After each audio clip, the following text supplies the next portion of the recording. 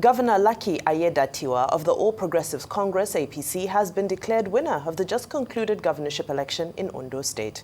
He was announced winner by the Independent National Electoral Commission, INEC, with a poll of a total of 366,781 votes over his closest rival, PDP's Bola Tinubu, who polled 117,845 votes. The APC clinched victory in all 18 local government areas of the state. The results were announced by the collation officer, Professor Aiyedatiwa, at INEC's state headquarters in Akure. Aiyedatiwa Lucky Orimisan of APC 366781. That Aiyedatiwa Lucky Orimisan of APC, having satisfied the requirement of the law, is hereby declared the winner and is returned elected. Signed by Professor Aiyedatiwa, the returning officer for this election. Thank you and God bless Nigeria. Meanwhile, President Bola Tinubu has congratulated Governor Lucky Aiyedatiwa of the All Progressives Congress for his victory in Saturday's election. The president also commended the peaceful conduct of the election process. The president also congratulates other candidates of the 17 political parties for their maturity and sense of purpose demonstrated during the campaigns and throughout the election, attributing the success of the polls to the civility in the state. Well, joining us now is Governor Lucky Aiyedatiwa, the re-elected governor of Ondo State. Good morning, sir, and congratulations to you. Hello, good morning, Governor. Can you hear us?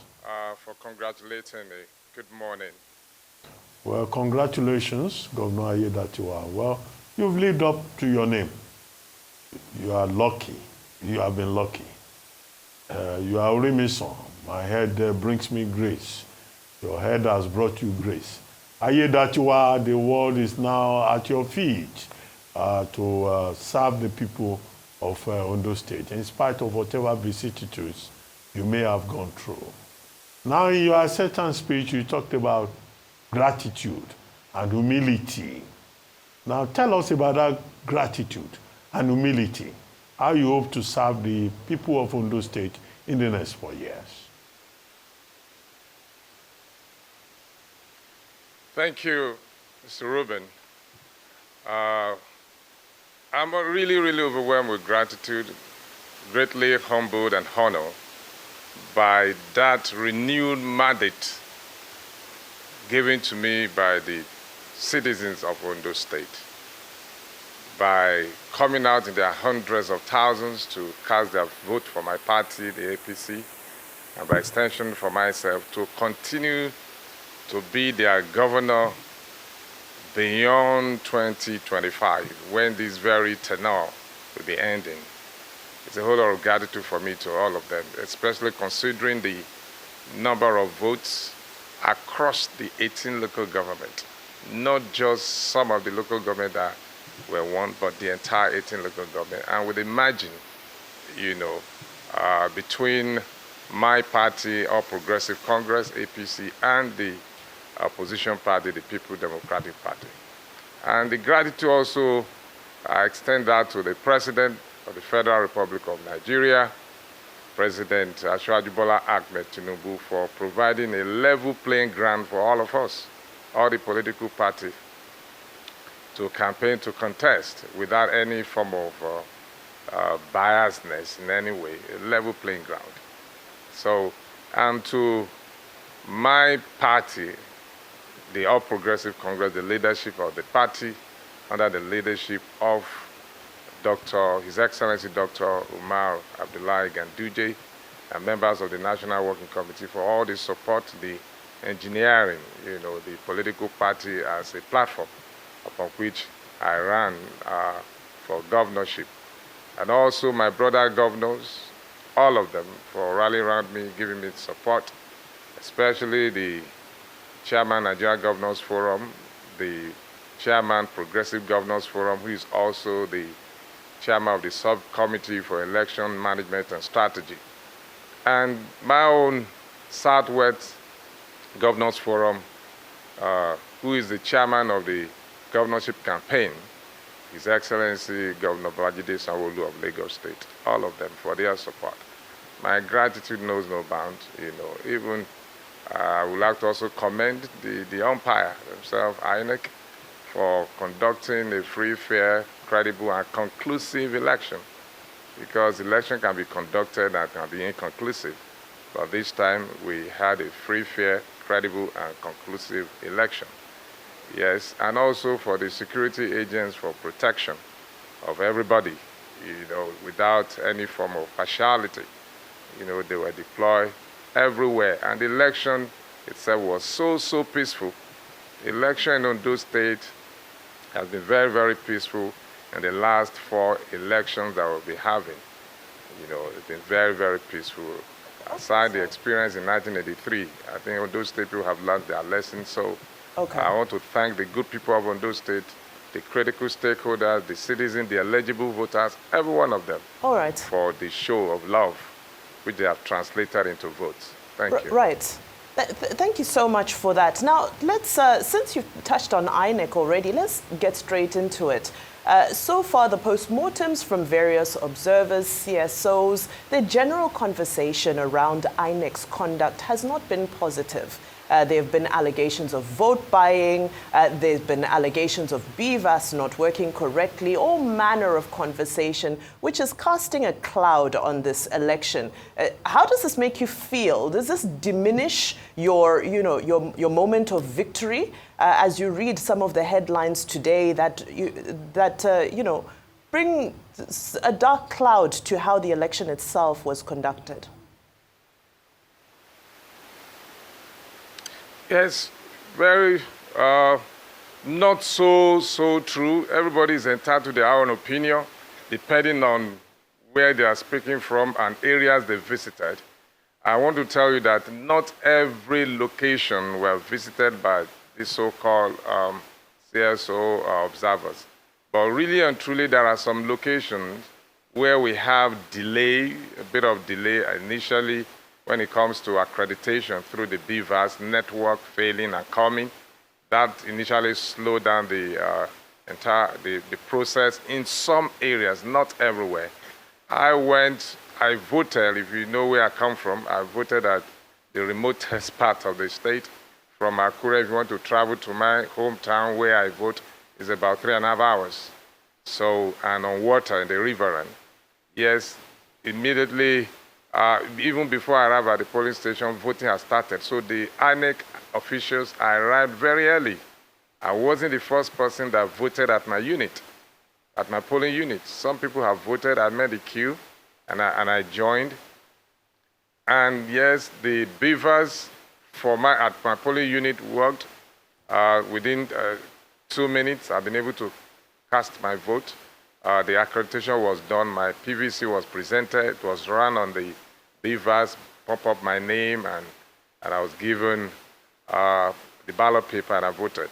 In some other unit within my ward, they complain of a network slowing down but coming and going. But eventually, people were able to vote. And but in some areas, they made such complaint as well. The beaver was slow, but along the line, it picked up. That is why you can get that number of votes. If you look at the total number of those who voted in the election, the number is huge. It's like every other election, and even we have a higher figure in this very election than some of the elections that will be conducted in the previous elections. So even though the beavers was failing at a point, but it picked up, and people were able to vote. That is why we could record the numbers. Okay. Congratulations again, Mr. Governor. You are indeed a very lucky man. But I'd like to disagree with you, Mr. Governor, this morning by saying a lot of people didn't come out to vote. 1.7 million people had their PVCs. You had over 300,000 votes. The other person had over 100,000 votes. There were less than 1 million people that came to vote when you had 1.7 million people with their PVCs. So a lot of people didn't come out to vote. Is that an indication that people are disgruntled with elections generally in Nigeria. That's number one. Number two, during the debates, you had a back and forth as regards security votes. But a question that was never asked was, how much do you collect in security votes? I would like to know how much monthly, or if the numbers vary, how much in the last 1 or 2 months have you collected in security votes in the state? So we have accountability on the numbers. 2 questions, sir.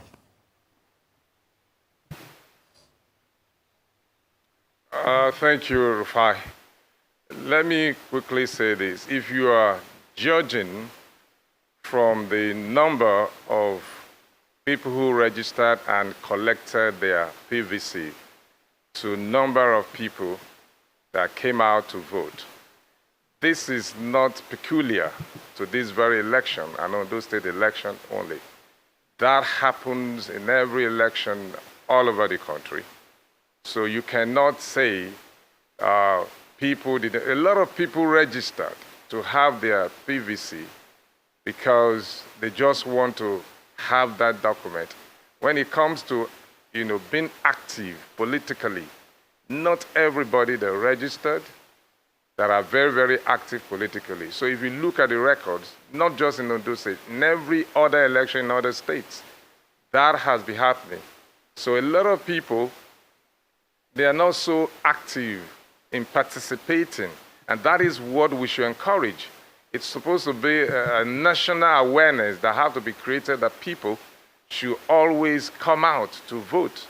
But some people, you cannot force people to come out. Some people are passive, some people are active. Some people want to, we talk about citizens' participation as part of good governance. Yes, we have to continue to encourage them. And if you look at the figure that we have at the end of the day compared to other elections, you will agree with me that this is a very, very good one also.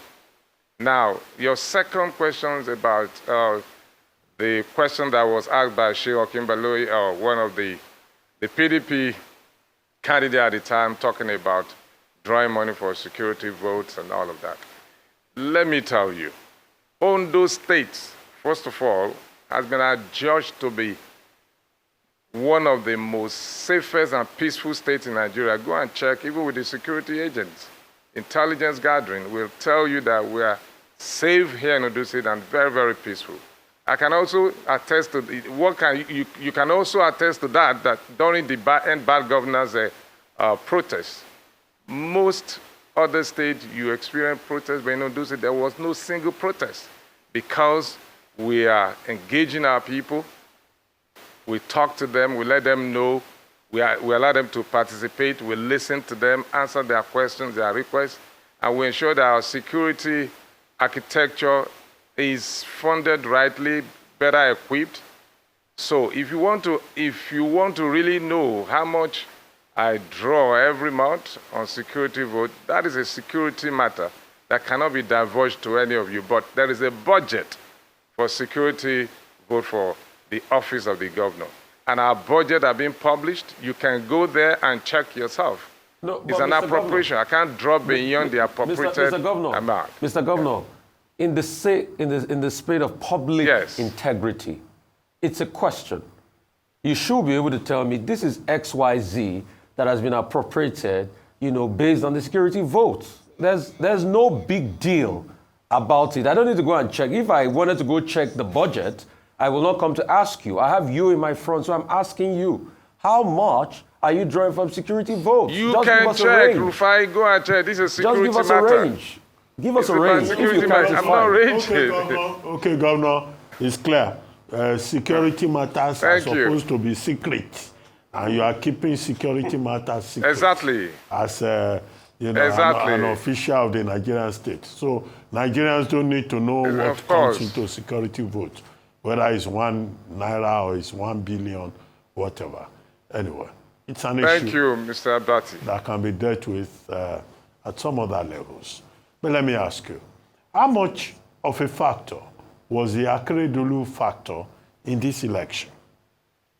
Because one of the factors that people were coming up with was that, Akeredolu, your boss from Ondo North, who passed, it will probably be a factor. You are from Ondo South. And that leads me to the next question. Bola is also from Ondo South. Now you are in Ondo South. Yesterday, on another program on this station, I was having a conversation with GT Ogunye, who is from Ondo State.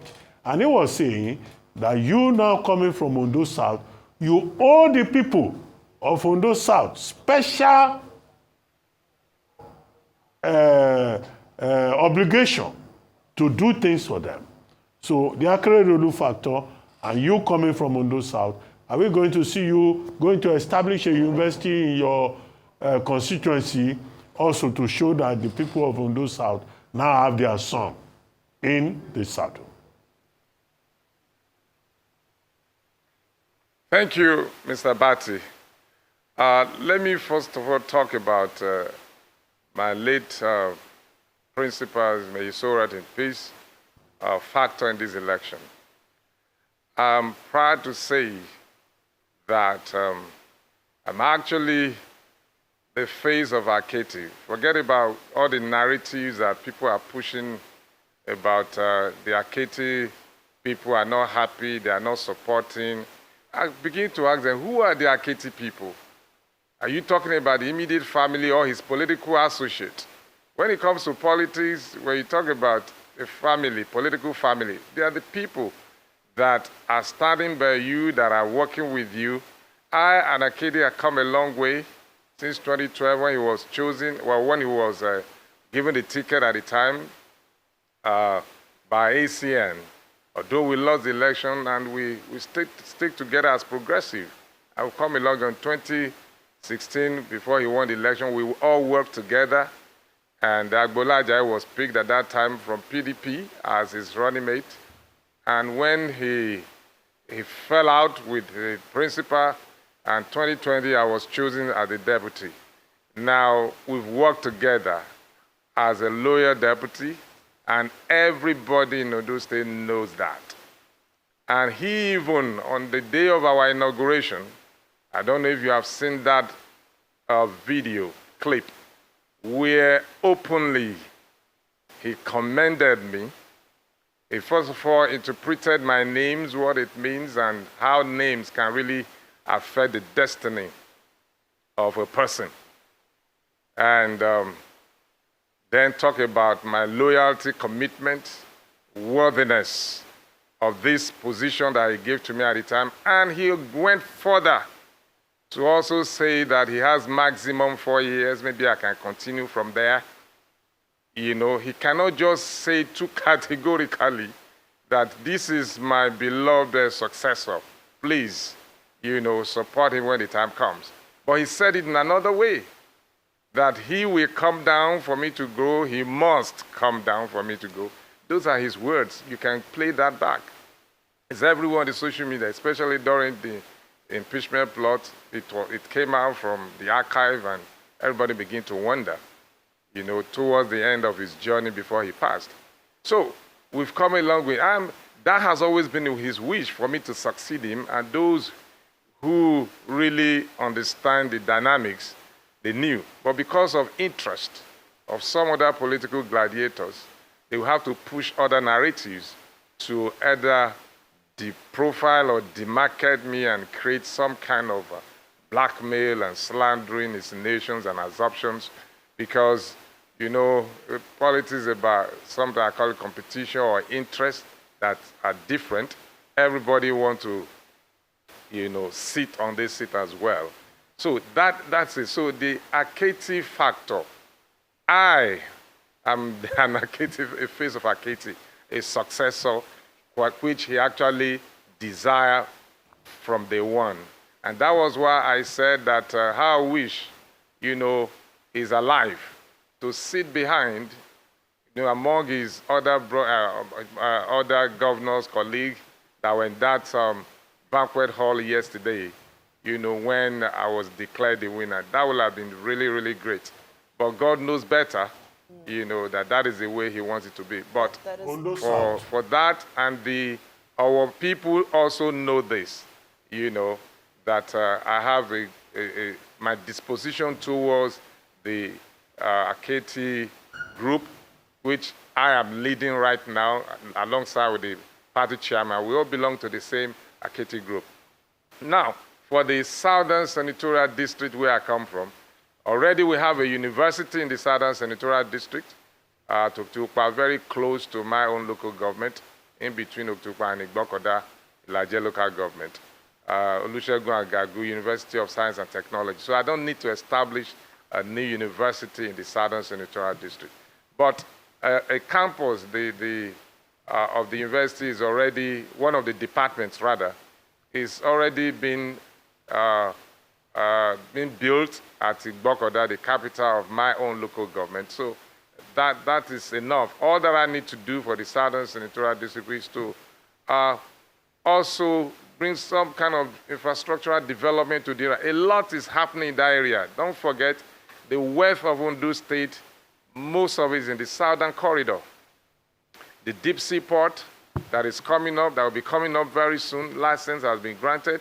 Investors are waiting, so we now focus after this election to pursue that so that it can come into reality. Don't forget, we have the largest bitumen deposit. The second largest in the world is in Irele-Agbabu in the Southern Senatorial District of Ondo State, with the deep sea port coming on board, and that will further, help investors to look into that direction. Exploration is ongoing in that area already because licenses have been issued by the federal government, Ministry of Mineral Resources, and some people are already there doing the preliminary work. Don't forget also that the Southern Senatorial District is where we can link Lagos to, we can link Araromi to Lagos. The Araromi-Lekki road is coming in from there. If that road is completed, from Lagos to Ilaje and Araromi will be about 45 minutes, rather than going through, spending almost 3 hours. Don't forget also that the cleanest beach in Nigeria is that Araromi beach. We are going to develop it and make it the tourist place to visit. And also the Lagos-Calabar highway that has started from Lagos, project, a very huge project by the federal government, is going to pass through Ondo State to Delta State, connecting from Lagos to Ogun, Ogun to Ondo, Ondo to Delta, and then all the way to Calabar. Linking all of those communities and states together, it's better imagine the kind of economic benefit that will bring to the Southern Senatorial corridor, on that note, especially my own local government, Ilaje. On that note, Governor Aiyedatiwa, congratulations once again from all of us here on this table, the Morning Show table, and we wish you very well. Thank you very much indeed.